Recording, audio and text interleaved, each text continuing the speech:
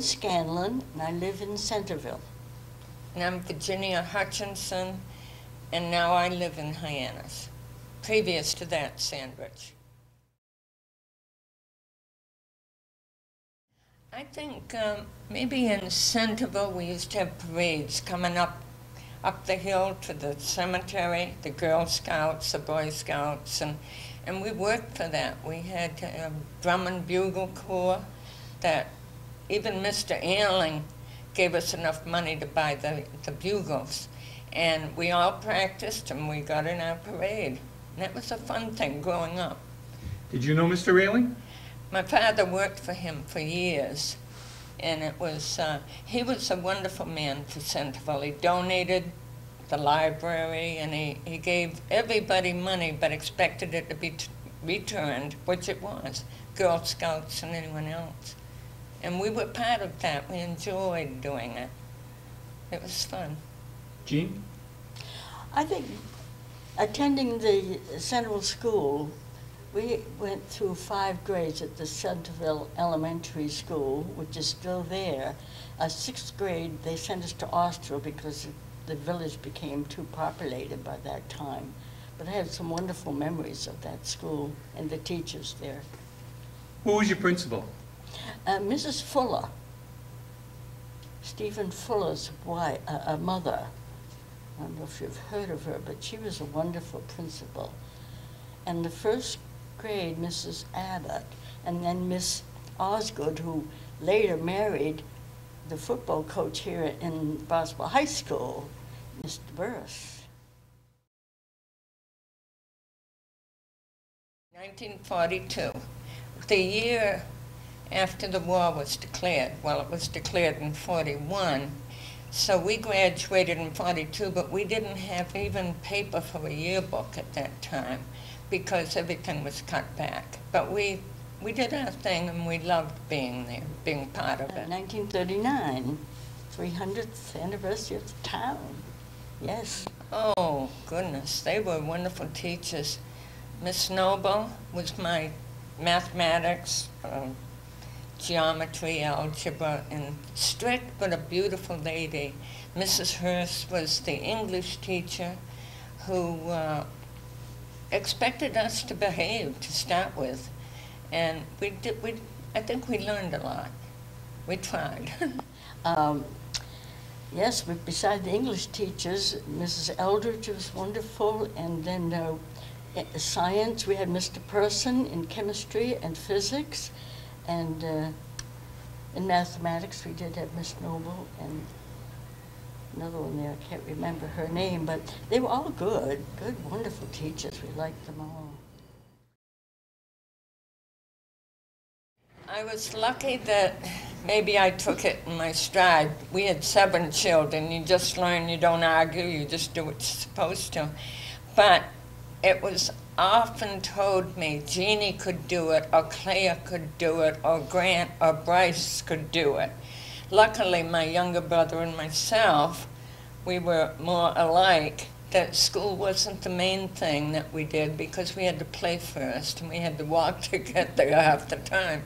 We enjoyed it, that's the whole thing. But it was difficult when everybody else was so brilliant. And then you come along and you're not that brilliant, even though you tried. But you had fun. I had fun. Not in the school building, because we were separated by grades, but we walked to school. In the younger grades, we walked 2.5 miles from our Lumbert Mill Road School to the Centerville Elementary. And for high school, of course, we took the buses. But we played in the wintertime in the snow, and you took a picture of me falling down in the snow, and it was printed in the paper. It was a lovely snowy picture.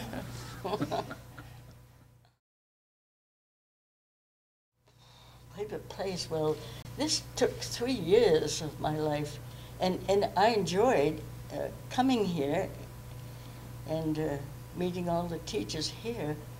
And we had a lot of activities. We put on musicals. We did a lot of singing. I played the cello, so I played the cello here too. I started in 5th grade, so I went through college. In fact, I played up to 10 years ago.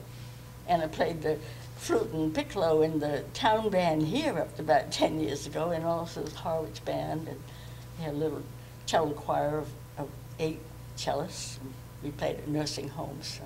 But a lot of it looks still the same. I was able to find this room with no trouble. They changed the ladies' lounge downstairs into something else now.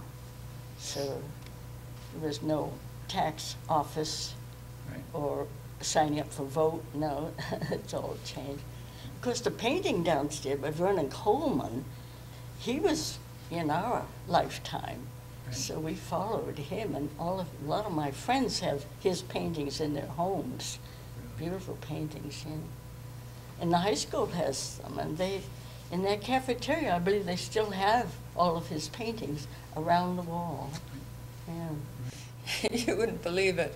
4 C's ice cream.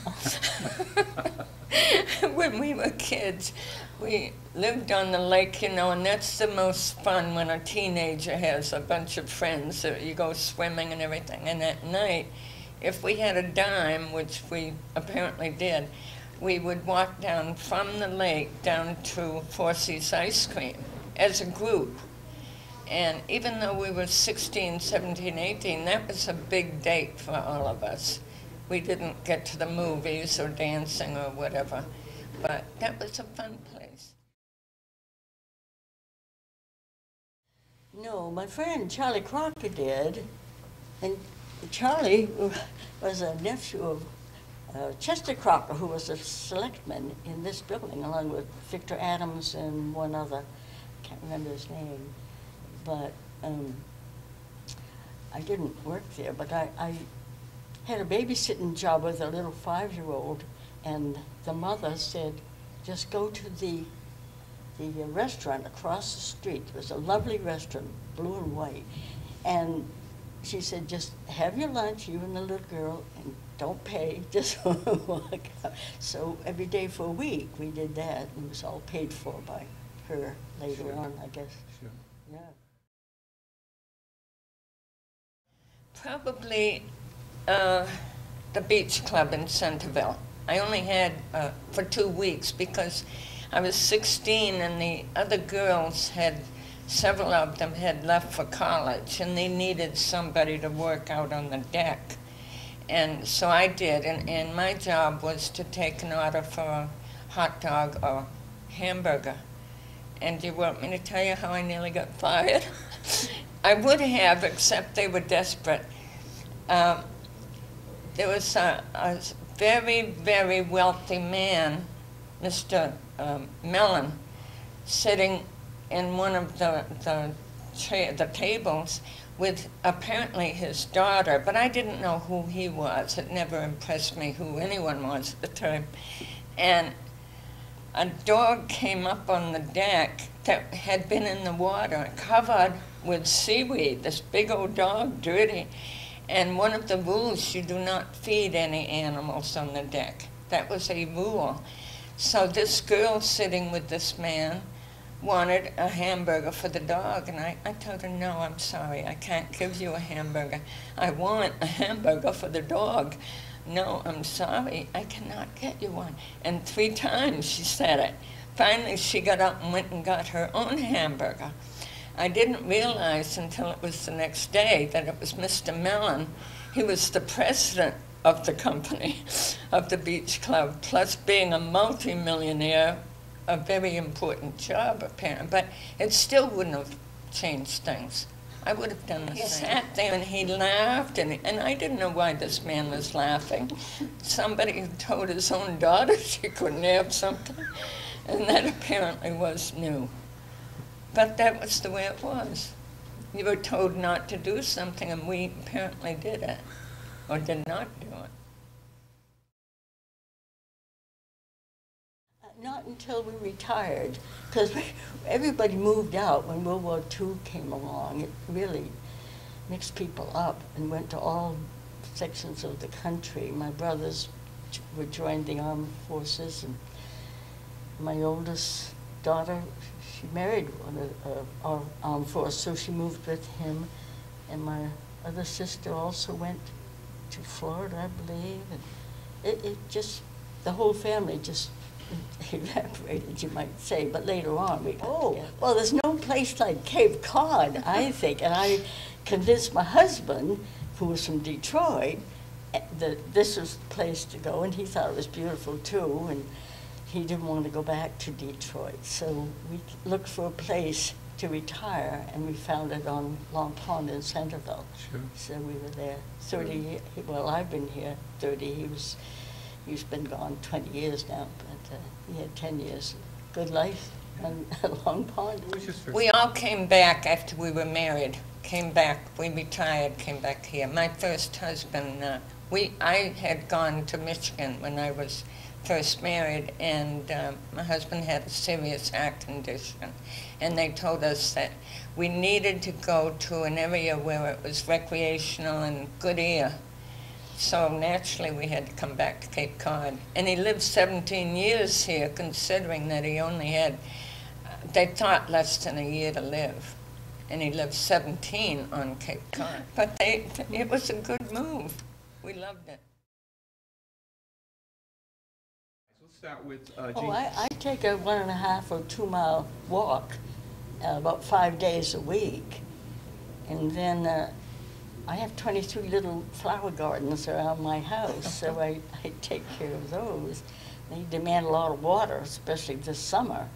But now my son is up here helping with it, so he's doing the watering. But there's a lot to do, and I volunteered at the Centerville Museum, and I did swimming at the YMCA for years with the handicapped children, or the ones, maybe you don't call it handicapped, but they're the ones who need help. And so there's plenty to do, plus playing in the bands and playing the cello, too, up till just a few years ago.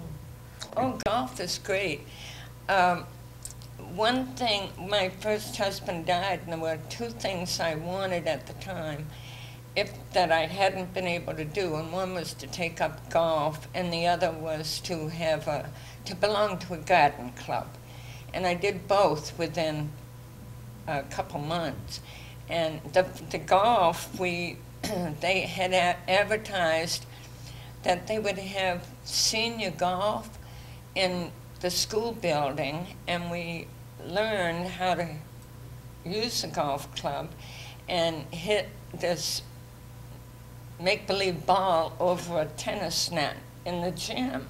And then after that, we went to the different golf courses, and that was 20 years ago.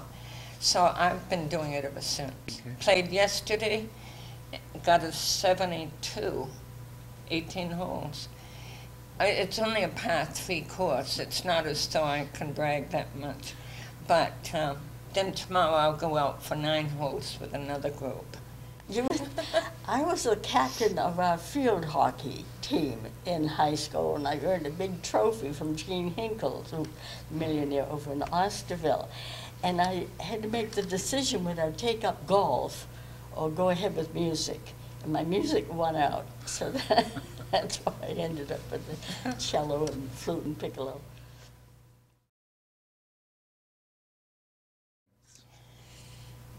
I think they have very good schools, and I like that the emphasis is put on schools. Sandwich is doing a wonderful job with its new system, getting the children involved, and I think that's good. One thing I question whether they all need computers until the 6th or 7th grade. I think they ought to learn how to write and create their own sentences. But I think they've got a wonderful school system. There's one thing too bad now. The children have to pay so much to go out for their different games. We never had to pay a penny. Everything was free. Even our pencils, our books, everything was free. And these children don't have that anymore. Sure. That's too bad. and keeping the streets clean. There was one time there's cigarettes, butts all over Main Street, and I sent a letter in here to town about the situation, and it was shortly after that they did clean it up, and I understand they're doing a good job now on Main Street, keeping the poor people away and providing for them when the Salvation Army's doing a good job. And now they have the Duffy building down, I think it's still in Hyannis. I guess it's not the Yarmouth Main line Street, yet. Hyannis. Doing a wonderful job to help out all the people who need the help. Sure. Career. I'm a medical technologist. But as soon as I finished that, I married my husband. I got my degree at Purdue, and he was getting his PhD at Purdue. So we had got engaged then, and I went to Simmons College in Boston and finished up for the medical technology. But then we got married, and he didn't want me to work anymore. At that time, women were really supposed to stay home. So I stayed home and took care of the 3 children, and then did volunteer work where I could. Sure. I was a nurse, and I didn't even take that up until after the war, and decided, I had 2 children by that time, and the kids were fine, but when they got into junior high, they didn't really need me at home, and I went to college and got my nursing degree, and fine. So then I worked from then on for another 20 years, which I loved. Every bit of it I loved. Some of the happiest times were dancing up at Camp Edwards with the fellas. And of course I loved to dance and have a good time anyway. And we had a group of girls. It was a service club group, and we had to have a good reputation not to get in and all that. And you could not date one of the men you danced with. That was very important. And we rode on a bus 2 or 3 nights a week. And of course, I'm in high school, and that was more important than some of my studying, I'm afraid. And but we had a wonderful time dancing with thousands of fellas, you know, and that's fun. Too, when I was in the Marine Corps, yes. I was in the air wing of the U.S. Marines, and on our base near Atlantic, near the coast of North Carolina, there were 6 women who held down that base, 1 man, a tech sergeant who was in charge of it. And this other lady Marine and I had jobs of going up in an airplane, a 5-seater airplane, to take the weather observation off the coast of North Carolina. And we had our own parachutes.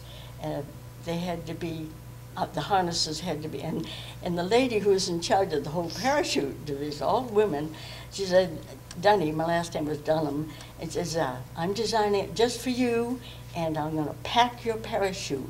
So we sat on the parachutes in the plane, and we had 5 of us in the plane. It was the major's plane, and he was donating it to the good of the war, and we had the engineer co-pilot came to me before we took off, and he said, don't worry, Dunny, the pilot's been drinking all night, but if he doesn't fly the plane, I know how, so don't worry. So we had the pilot, the co-pilot, the radio man, navigator, and I was the weather person at the back, and I was to take the report, write it out, give it to the radio man. He would radio it back to the main.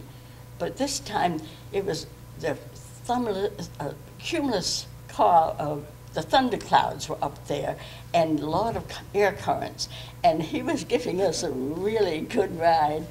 And finally, the maybe navigator said, give the pilot the report, and then you'll have to straighten out the plane in order to call it back to the main station at Troy Point, North Carolina.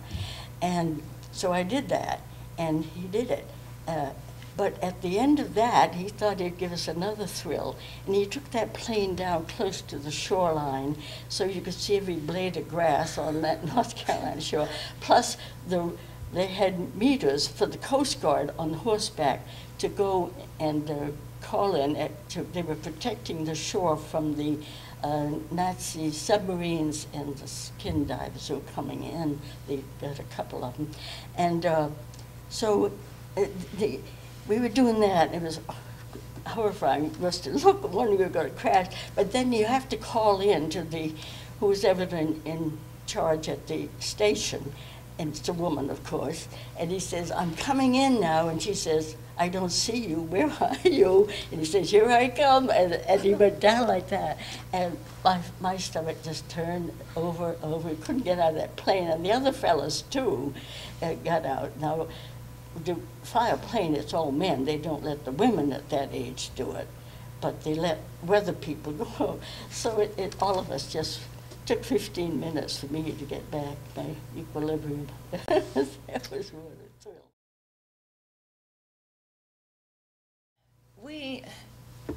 Again, it's politics, and we appreciated that the family was here, and we loved Jack Kennedy because he was a good guy and fun and all that. But, you know, they worry now about the current president, but we also had problems back then with him getting around, and he needed to block traffic just as well. Even today, I think the traffic isn't that great in Hyannisport because the buses go by my place, all the tour buses. So it had problems, but still, he was a great guy, a wonderful man, I think. Yeah, we were connected to the Kennedy family because my mother worked at the beach club where she had the job as a waitress. My mother handed out towels, and Mrs. Kennedy would come in and they'd talk about their children. My mother had 7, and maybe Mrs. Kennedy had about 9 at that time. And they invited us, she invited us over to their beautiful home to watch a moving picture. And it was Robinson Crusoe, because at that time Mr. Kennedy was connected with the movies. And so we sat in the beautiful upholstered chairs and watched this movie. And out on the fence before we arrived were some of the children. Robert was there, and Eunice was there, and Jean was there. They were sitting on the fence because they knew we were coming. And they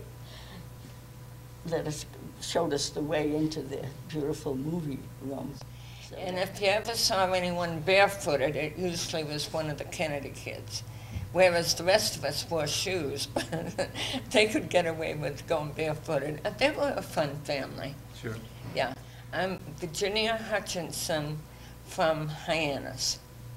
And I'm Jean Scanlon from Centerville.